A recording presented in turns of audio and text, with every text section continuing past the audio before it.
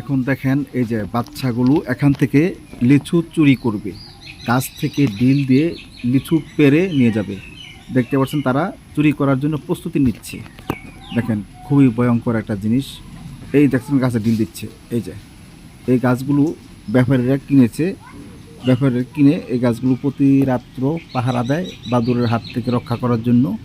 এখন এই লিচু যদি বাচ্চারা চুরি করে খায় তাহলে এটা কেমন?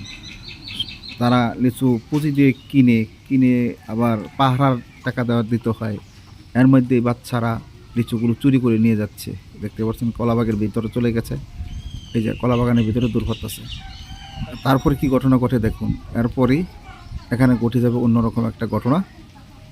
এই দেখতে পাচ্ছেন খুবই খারাপ। এই যে লিচু গাছের মালিক চলে আসছে, এই দেখতে পাচ্ছেন তাদেরকে লাঠি দিয়ে দাওয়া করছে, তারাও দৌড়ে চলে গেল। দেখছেন কি একটা আজব কাহিনী।